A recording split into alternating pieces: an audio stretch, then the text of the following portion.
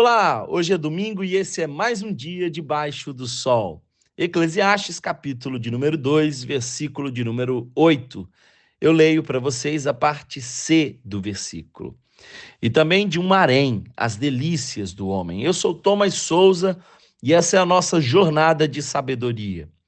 Depois das festas, das bebidas, do trabalho exaustivo, da riqueza abundante, das artes belas, agora Salomão foi buscar sentido ao se afogar no sexo descomprometido.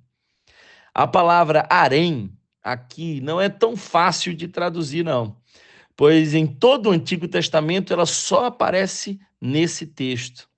Mas a grande maioria dos comentaristas apontam numa só direção, são quase unânimes em dizer: Salomão está falando das suas mulheres e do sexo que com elas tem.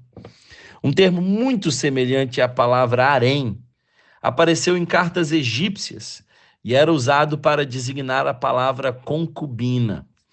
Fica claro, portanto, também pela história, que toda a sabedoria de Salomão não foi suficiente para evitar o seu desvio, impulsionado especialmente pelas suas inúmeras relações e parceiras.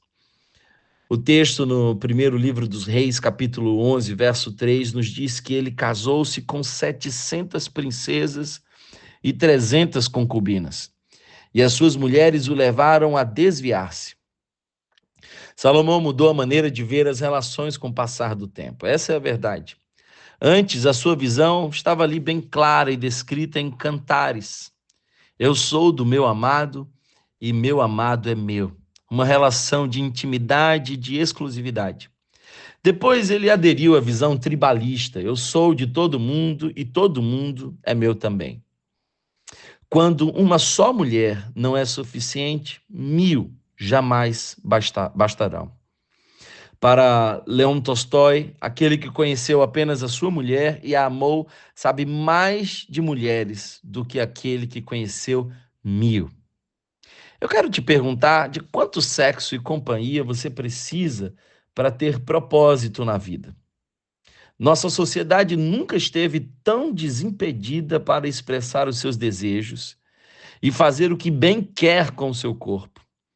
Já não há mais uma moral coletiva repressora como na sociedade de Freud. E, paradoxalmente, o sexo descomprometido tem gerado uma profunda sensação de solidão e, eu até diria, um desinteresse erótico. Outro sintoma muito visto na nova geração é uma fragmentação do ser. Basicamente, acontece quando alguém reparte o outro em fatias e pega apenas a fatia que lhe interessa. Depois da revolução sexual, criou-se uma ideia de que a compulsão por sexo é uma forma de saúde, uma fé de que o sexo poderia redimir a vida. Essa visão equivocada acaba reduzindo o indivíduo ao que ele sente apenas, passando a ser um fator definidor da identidade dele. A verdade é que o sexo é um excelente presente que recebemos para desfrutar numa relação aliançada, mas é incapaz de dar sentido à existência. Tanta liberdade sexual tem gerado um efeito rebote muito interessante e lamentável. O filósofo Luiz Felipe Pondé disse acreditar que a geração passada tinha mais relação sexual que a nossa. Isso porque essa geração fala demais de sexo como se salvasse a vida. E quem fala demais idealiza. Mas quem acha que o sexo salva a vida não faz sexo, só idealiza.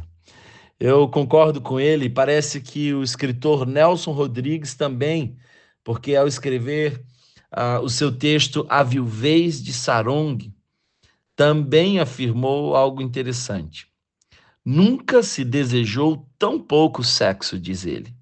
Nunca a mulher foi tão secundária para o homem, nunca o homem foi tão secundário para a mulher. Nunca houve um carnaval tão triste, porque nunca houve um carnaval tão nu. Dirá alguém que minha fixação pela nudez é infantil. Não sei se infantil, mas é fixação. Os jornais e os locutores vão falar em alegria. A alegria realmente não houve tal. Nada mais triste do que a nudez sem amor. Mas o nu é sempre belo, dirão alguns. Nem isso. E repito, sem amor é feíssimo. Talvez você que me escuta até agora possa perguntar, Thomas, então, qual é a perspectiva bíblica do sexo? Eu diria que sexo é uma força poderosa, é o ápice de uma relação de intimidade, muito além de apenas um apetite do corpo. Não somos meros animais controlados pelos impulsos. Se você trata o sexo como algo só físico, você vai se machucar e também pode machucar muitas outras pessoas. Por isso, traumas e feridas no campo sexual são tão profundas. Sexo foi criado para ser um ato de doação numa relação de compromisso integral, quando mutualidade e altruísmo se tocam. Sexo não acontece só no corpo, mas também na alma. Não é só prazer, mas é também pertencimento. Uma maneira de juntar duas pessoas numa só carne. Tim Keller disse em seu livro O Significado do Casamento que o sexo é talvez o meio mais poderoso que Deus criou para ajudar você a se entregar inteiramente ao outro ser humano. É o modo designado por Deus para que duas pessoas digam uma à outra: pertenço a você. O sexo não deve ser usado para dizer nada menos que isso: pertenço a você. Sexo não é algo vulgar, como a religião tenta nos mostrar, e também não pode ser um Deus, como a nova geração propõe. Quando passa a ser tratado como um Deus, o sexo dá à luz a luxúria que escraviza na busca por um prazer que nunca será pleno enquanto esvazia as outras coisas de sentido. A fé cristã não é impositiva, mas é nossa missão expor a sabedoria bíblica. Pense se você não está buscando no sexo algo muito maior. O interessante é perceber que na história da mulher samaritana, encontrando com Jesus naquele poço, vemos muitas relações e ainda uma profunda sede na alma. Naquela conversa dela com Jesus, vemos os temas da sede, do romance, do sexo, mas também vemos o tema da adoração. Naquele dia, ela finalmente encontrou um homem que poderia preencher o seu vazio. E o nome dele é Jesus. Eu desejo a você um excelente dia. Se esses áudios têm edificado o seu coração, nos ajude a compartilhá-los.